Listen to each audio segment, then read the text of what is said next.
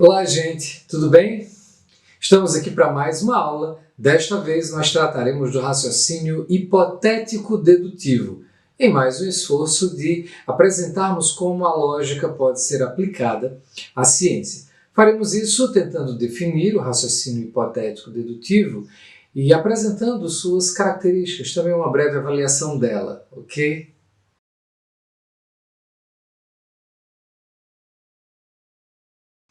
Gente, o método hipotético-dedutivo, nós podemos dizer assim, ele consiste numa aplicação da lógica dedutiva à ciência. A formalização dessa maneira de entender a ciência se deve principalmente a um filósofo importante no século XX chamado Karl Popper. Nós voltaremos a ele devido à sua importância. Mas vejam só, para a gente entender mesmo o raciocínio hipotético-dedutivo, a gente precisa entender que estaremos tratando de uma proposta sobre como é que funciona, qual é o mecanismo de funcionamento da ciência. E para isso a gente precisa situar adequadamente a questão.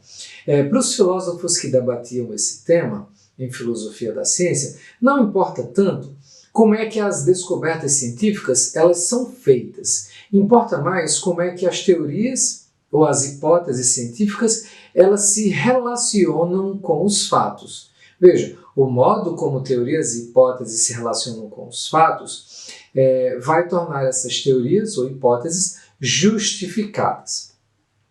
É claro que a gente precisa de uma noção mínima do que seja um fato, e esse é um tema, essa é uma discussão complicadíssima. Eu gostaria mesmo de evitá-la, mas para não evitá-la, posso oferecer uma definição apresentada por Mário Bunge em seu dicionário de filosofia. Segundo ele, podemos pensar no fato da seguinte maneira: uma ocorrência possível ou efetiva no mundo real. O estado de uma coisa concreta e suas variações de estados são fatos. Tá? Então, nesse sentido, a gente vai pensar em fato. Ele lembra que é preciso a gente não confundir a ideia de fato com três outras ideias. A primeira delas, a gente não pode confundir fato com fenômeno. Vejam só, todos os fenômenos são fatos, mas nem todos os fatos são fenômenos. A ideia de fato é um pouco mais abrangente. Também não podemos confundir fato com verdade ou verdade comprovada, enfim. A verdade ela é uma propriedade de uma declaração, de uma proposição, e não de um fato. A declaração ou proposição declara o fato, apresenta o fato, enfim. Mas ela não é o fato. Portanto, a verdade não é uma de suas propriedades. E em terceiro lugar, não podemos confundir fatos com dados. Os dados, eles são relatos do fato, mas não o fato em si mesmo, tá?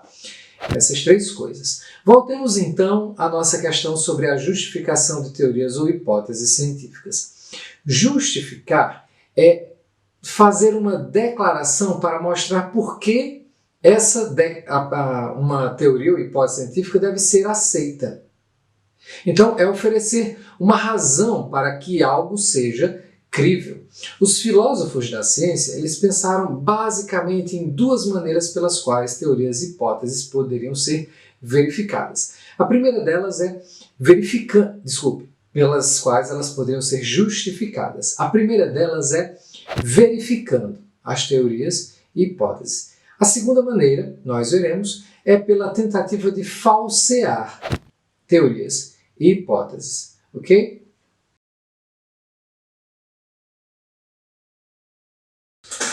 Pois muito bem, o que significa verificar teorias ou hipóteses? É basicamente oferecer apoio positivo da observação a essas teorias ou hipóteses. É confirmá-las com os fatos, mostrar que os fatos apontam para ela. Portanto, se trata aí da lógica indutiva, A perspectiva verificacionista, ela valoriza o raciocínio indutivo para o avanço da ciência. Embora essa ideia verificacionista seja bastante intuitiva, há problemas com elas, mas vamos entendê-la um pouco mais detalhadamente. Os filósofos chamados positivistas, que propuseram a ideia de que a ciência avança, né, por meio da verificação, é a verificação que justifica as declarações científicas, eles também propuseram que, na verdade, essa é a diferença entre o que é ciência e o que não é ciência. Os enunciados científicos, eles são verificáveis, são passíveis de verificação, né? Qualquer enunciado que não for passível de verificação, ele não é científico. Eles foram, na verdade, além. Eles chegaram a propor que quanto mais verificações, mais provável é a verdade de uma teoria ou de uma hipótese científica. Várias críticas foram feitas a essas ideias. E as críticas, de maneira geral, diziam respeito ao fato de que a verificação não é um bom teste para uma teoria ou uma hipótese científica. Afinal de contas, quantas verificações são necessárias para estabelecer um enunciado científico, né, uma teoria ou uma hipótese, como estável, como aceito? Esse é o problema do raciocínio dedutivo, como nós vimos. Pela sua forma lógica, ele não oferece certeza. Ele oferece graus de probabilidade que muitas vezes não é fácil de medir, de avaliar. Uma outra contestação à hipótese verificacionista do próprio Karl Popper é a ideia de que a verificação é problemática e nós podemos perceber isso notando que algumas teorias não parecem boas porque elas têm verificações demais. Ele cita vários exemplos, dentre eles eu destaco aqui o freudismo e o marxismo. Então, tomemos a ideia do freudismo. Freud propõe a ideia de complexo de Édipo como uma explicação abrangente para a condição humana. E ele apresenta em favor dessa ideia do complexo de Édipo, que é um complexo psicológico inconsciente, o fato de que boa parte das pessoas ama a própria mãe e o faz incondicionalmente, ao mesmo tempo em que experimenta uma certa rivalidade com o próprio pai. Então, quando nós vemos na realidade esse tipo de fato, isso verifica, confirma a hipótese de Freud. Por outro lado, se alguém nos disser que não sente esse amor intenso, muito menos incondicional pela própria mãe, tampouco essa rivalidade pelo pai, muito pelo contrário, alguns vão dizer que preferem o pai, isso não prejudicará a teoria. Na verdade, Freud dirá que esse fato também verifica a teoria, uma vez que a razão pelas quais as pessoas dizem isso, experimentam isso, é na verdade a resistência, né, consciente a um elemento do seu próprio inconsciente. Então, o fato que diz sim à ideia do complexo de Édipo verifica, e o fato que diz não à ideia do complexo de Édipo também verifica. Não tem como avaliar adequadamente e rigorosamente a ideia de Freud. O mesmo se passa com o marxismo. Então, Marx nos sugere entendermos a história como uma disputa de classes, em que uma classe é dominante e outra é dominada, em que uma classe acumula capital e a outra é expropriada, é explorada. Então nós vemos na história, por exemplo, a efetiva realização dessa exploração e dessa expropriação durante um período. No entanto, no período seguinte, e esse primeiro período verifica a teoria de Marx, mas no período seguinte nós vemos a classe explorada conseguindo direitos, vantagens, conseguindo a sensibilidade da classe dominante, reduzindo aparentemente o grau de exploração, até mesmo a sua satisfação com o trabalho e assim por diante. Para Marx, esses fatos também verificam a sua teoria, porque na verdade isso se trata aí de uma transformação do sistema de exploração capitalista para perpetuar a exploração, que parece atenuada, mas se torna mais sutil. Então, o mesmo acontece aqui com o marxismo que aconteceu com o freudismo. O fato que diz sim à afirmação marxista verifica a afirmação marxista. E o fato que aparentemente diz não à teoria marxista também verifica e confirma, na verdade. O que é que Popper dizia? Como é que ele avaliava esse tipo de coisa? Ele dizia que nós observamos ao longo de toda a história a ciência avançar pela crítica. Portanto, boa ciência é aquela que é formulada, note bem, para se expor a crítica adequadamente. E é essa característica que ele chama de falseabilidade. Testar uma teoria é, na verdade, tentar negar que ela é verdadeira, e se ela sobreviver a essa tentativa, ela mostrará o seu valor. Então, dizer que uma teoria ou uma hipótese científica é falseável é dizer que ela faz previsões, e essas previsões elas podem ser constatadas falsas. E uma vez que uma teoria ou uma hipótese seja constatada falsa por causa das previsões empíricas que faz e que são negadas, então ela deve ser rejeitada ou abandonada. E as teorias e hipóteses que efetivamente são falseadas têm sido rejeitadas e abandonadas. Então, Popper, a esse raciocínio, ele dá uma formatação com base dedutiva. Veja, não indutiva como era a proposta verificacionista, mas dedutiva. O raciocínio fundamental para a ciência seria, portanto, uma daquelas formas lógicas que nós falamos em outro momento sobre a ideia de lógica dedutiva.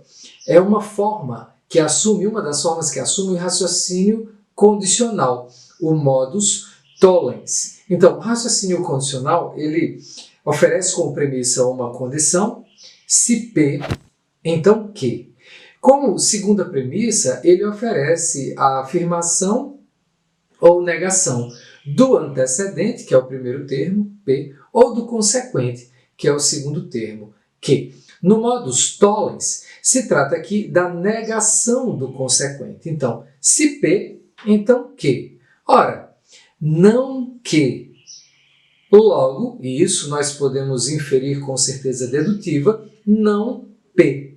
Pela negação do consequente, nós negamos também o antecedente. É assim que se falseia, que se rejeita uma hipótese científica. Com certeza dedutiva, reafirmo. Para que isso ocorra, a premissa condicional, esse se P, então Q, ela tem que ter conteúdo empírico, claro e específico, ou seja, tem que ser algo que seja passível de observação. Não pode ser uma coisa abstrata que não possa ser, de fato, testada, efetivamente testada. É sob essa condição de ter conteúdo empírico real que uma hipótese, ela se torna falseável. Então, tomemos um exemplo para que a gente possa entender melhor como isso funciona. Vejam aqui. Aqui nós temos uma imagem que se refere a um acontecimento interessante pelo qual uma importante hipótese de Einstein ela foi testada no Brasil, especificamente em Sobral, no Ceará, em 1919. Vejam só, Einstein ele afirmava que nós precisamos entender a gravidade como uma distorção do espaço, diferentemente do que entendia Isaac Newton acerca da gravidade. Segundo essa ideia, a gravidade ela teria a característica necessária para poder causar um efeito mesmo sobre feixes de luz, cuja massa poderia ser considerada desprezível, insignificante. Esse efeito seria o efeito de deflexão. Então, ele hipotetizou que, por exemplo, nós poderíamos observar um feixe de luz vindo de uma estrela de posição conhecida, sendo desviada pela massa de um corpo celeste de grande massa, como, por exemplo, o Sol. Isso deu lugar ao teste que nós podemos conhecer a partir da história aí. Os que pensaram esse experimento chegaram à seguinte ideia, de que no eclipse solar seria possível ver estrelas que estariam por trás do Sol, cuja luz impediria de outro modo que nós víssemos essas estrelas. Mas num eclipse, essa luz não seria um obstáculo. Então, um eclipse total do Sol foi procurado e em 1919 ocorreria um eclipse muito interessante. E aqui, como nós vemos, esse eclipse ele passaria, dentre outros lugares, por Sobral nesse dia específico. Bom, então, o que é que aconteceu? Aqui nós temos nesse esquema mostrando, vejam, o planeta Terra aqui, de onde nós fazemos a observação. O Sol, e entre o Sol e a Terra nós teríamos a Lua, né? Seria um eclipse. E uma estrela conhecida, uma estrela de posição conhecida, emitindo um feixe de luz. Nós não deveríamos enxergar, ou deveríamos enxergar numa posição diferente, essa estrela. Mas nós enxergamos por causa do efeito previsto por Einstein. Vejam só, essa estrela, se corrigida em sua aparência pela teoria newtoniana, nós deveríamos enxergá-la como estando aparentemente aqui. Mas pela proposta de Einstein, nós devemos enxergá-la como estando aparentemente aqui. Einstein previu uma deflexão de 1,77 arcsegundos.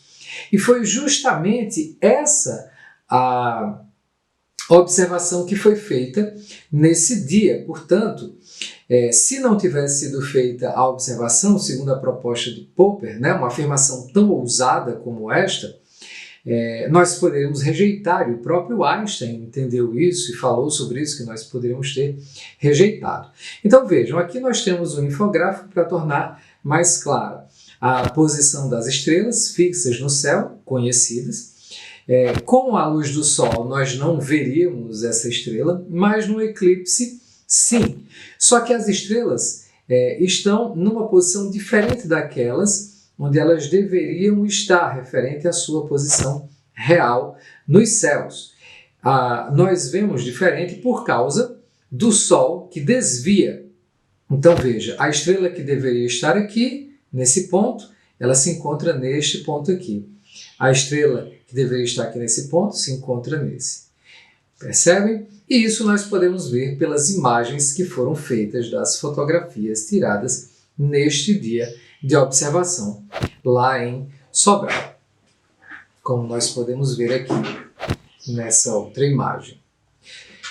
Gente, então, o mecanismo para o avanço da ciência, segundo Popper, em primeiro lugar, que nós façamos conjecturas diante de problemas científicos como esses que surgem para a gente constantemente. Em segundo lugar, que essas conjecturas elas sejam ousadas o suficiente para serem falseáveis, né? Que elas tenham conteúdo empírico. E aí também que as conjecturas, sejam efetivamente submetidas a teste. Caso sejam reprovadas, elas devem ser rejeitadas. E então a gente busca novas conjecturas. Mas caso essa conjectura passe no teste, nós continuamos a testá-la, continuamos observando o seu valor, até que eventualmente ela fracasse no teste. E é assim que avança a ciência, eliminando o erro pelo maior rigor a cada vez. Gente, espero que tenham entendido a nossa proposta hoje sobre o raciocínio hipotético dedutivo. Espero que tenham gostado da aula e se gostaram, deixem um like. Valeu, até mais!